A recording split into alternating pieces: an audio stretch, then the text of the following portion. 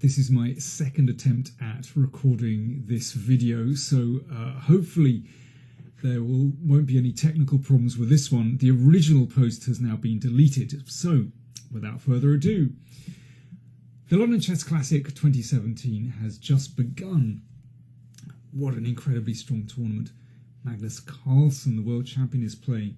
There's Levon Aronian, Wesley So, Fabiano Caruana, and so on. Any of these 10 players could possibly win this tournament. Even Michael Adams, the Englishman, has a chance. My game of the day from round one is Hikaru Nakamura with the white pieces against Viswanathan Anand. And we join the game after 24 moves, and, well, the position is pretty stable at this point. Nakamura played not the most adventurous opening, but he got a little something out of it. He's got long-term advantage of the two bishops. Anand played very pragmatically, got his pieces out very nicely. The queen sits in a nice position, and sometimes this knight can hop into the outpost d4. And loves playing with the knights. So Nakamura with white here. I mean, everything's developed nicely. The middle game is just beginning. So how does he play here? Well, the few options. Well, one possibility is to take that pawn on a7. But given that white's pawns on the king's side are a little bit advanced, that leaves the king very vulnerable.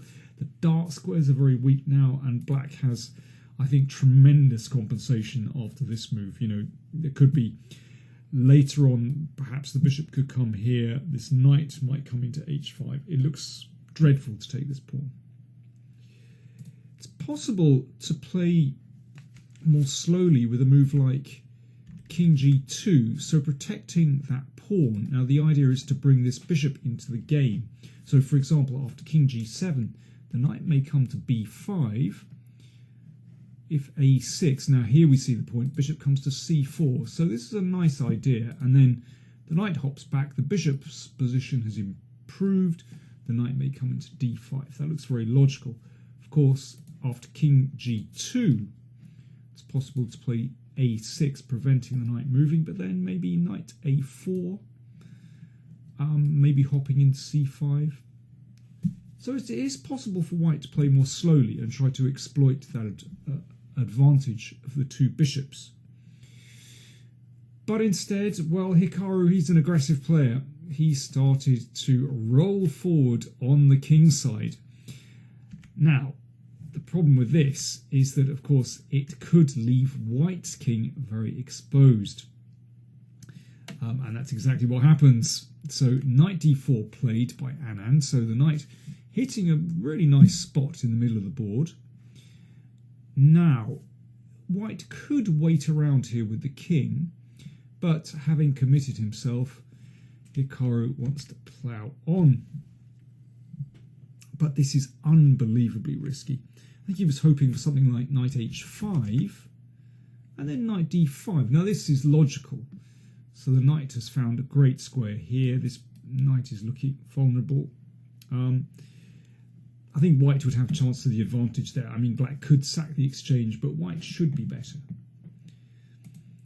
But black has a strong move here, knight h7. Now, Anand thought for over 18 minutes over this move, knight h7. The g5 pawn is attacked. You can see that.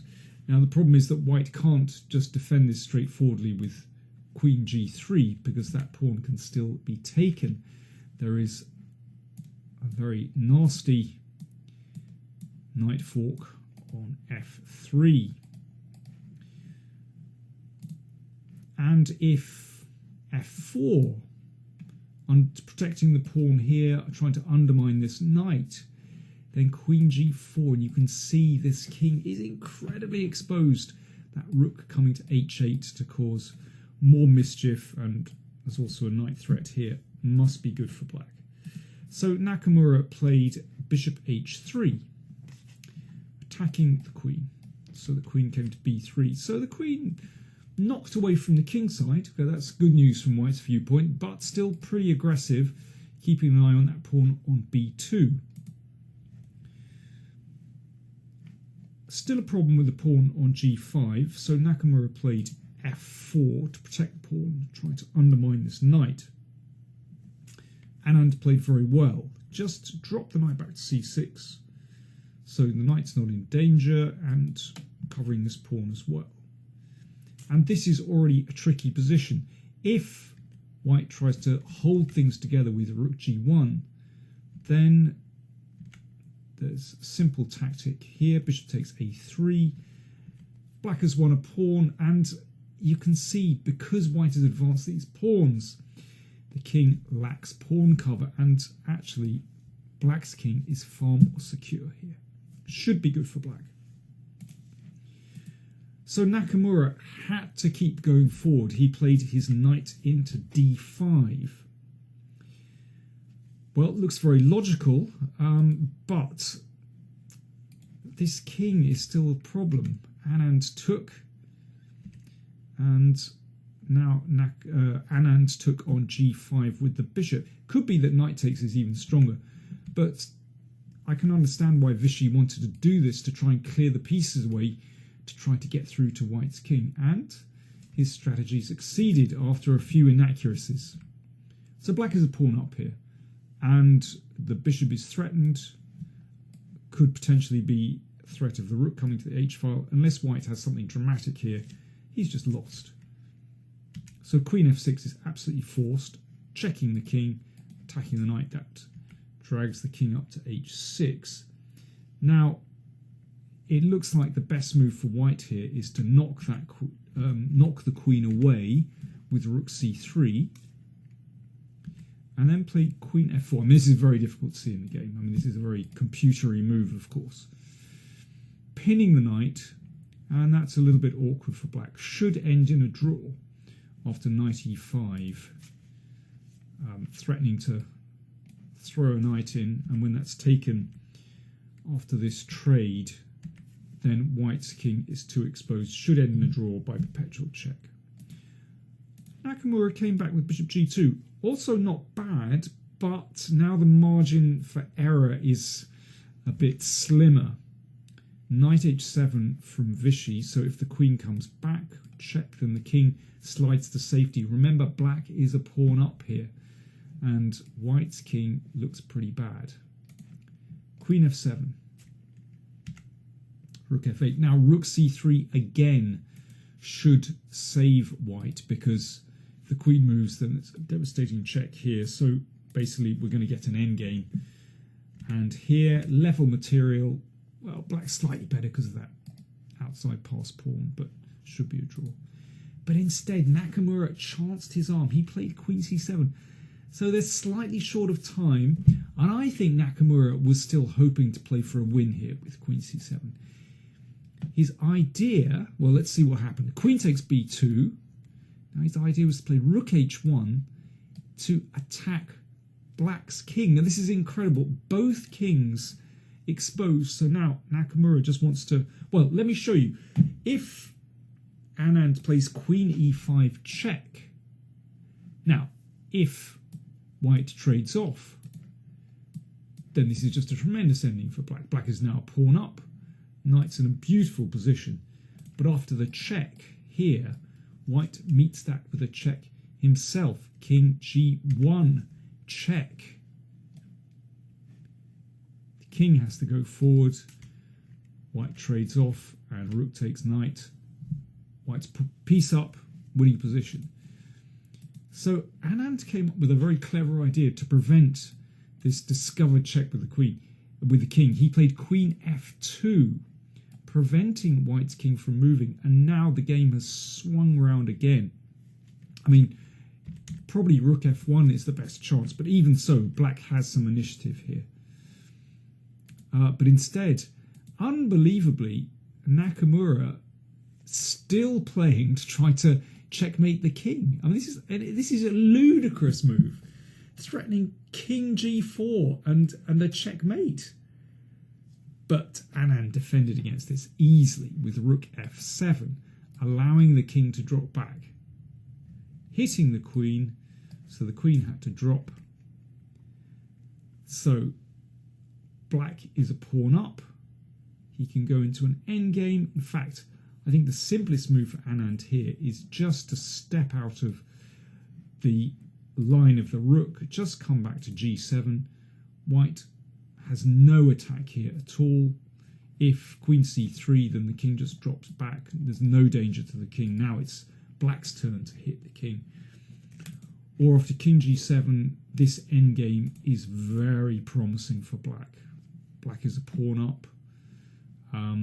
Knight should be able to find a nice blockading square here. Excellent winning chances for black.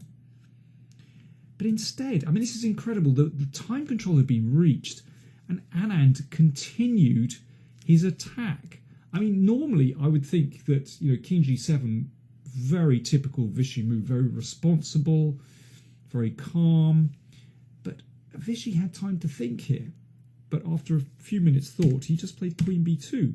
And he obviously thought, well, the queen controls this diagonal, allowing the king to come back. And then, well, black will just have a mating attack against the king. On any normal day of the week, that would be so. But Nakamura found an extraordinary defense. So if king g4 check, the king drops to g7. Game over. Black is winning this position. But Nakamura found knight e3, and incredibly, white is actually okay in this position. So what's the big idea? Well, this knight suddenly comes into the game and introduces some nasty threats. So, well, let me just show you one of the tricky moves. Knight e5. That covers this square, but unfortunately allows a horrible trick. And the knight fork on g4. What about king g7? Well, after king g7, suddenly knight f5 comes, and black has to be very careful. It looks very shaky. Okay, what about a direct attack? Knight g5 check. Well, then king g4 is a good move. Check. And unbelievably, in this position, white can get away with taking that knight. This is ridiculous. It's like sending your general into battle at the head of the infantry. I mean, this is just ridiculous. White's king survives. So queen check. King comes back, and now, well, what black would like to do is give a check, force the king to the h file, and then check with the rook on here. So rook f8 is logical, threatening knight e5 check. But white can still draw with queen c7 check. Rook f7. Otherwise, if the king goes back, then queen h7 is mate. So rook f7. The queen comes back again. And now it's just a draw.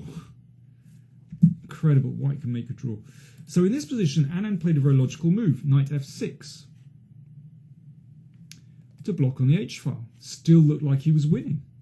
But then came bishop f3. And this introduces another threat. So let me show you. What about knight e5? Looks logical now. Now there's no fork on g4 because the knight covers. But incredibly, this move, rook h2, sets up another king discover check. So here's the idea. The queen is attacked. We play knight f5 check.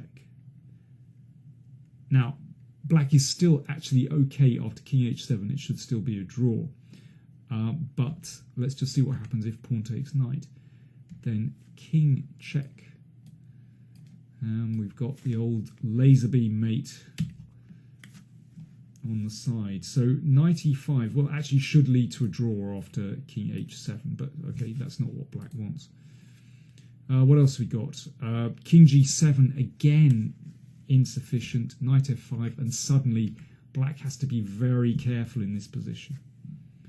So Anand dropped back with the king, avoiding checks, but after knight f5, incredibly, Nakamura offered a draw, which was accepted. It would have been nice to see the players play this position out, but let me show you. Well, first of all, let's see pawn takes. Well, again, this runs into this subtle move, rook h2, with the idea if the queen moves, then king g2. I mean, this should be a draw after queen takes, and then we trade off, and that's got to be a draw. I mean, if the rook just stays here, then the king can never cross over. Must be a draw. There are other ways to play after knight f5. You could also play queen takes a3, and for example here, and then black will actually just give a draw by perpetual check. White doesn't have time to carry through his attack. So there are various ways to make a draw in this position. Would have been nice to see the players play it out. However, what an extraordinary struggle. Nakamura played such risky chess. I mean, I really didn't like this move g5. I think he completely underestimated Anand's counterattack. Anand came so close to winning, but just lost his cool at the very end, thinking he was winning. Should have played the endgame. So there we are. All five games in the first round were drawn, but there was some great stuff. Carlsen almost beat Caruana. Didn't quite squeeze enough out of the position. Thanks for watching.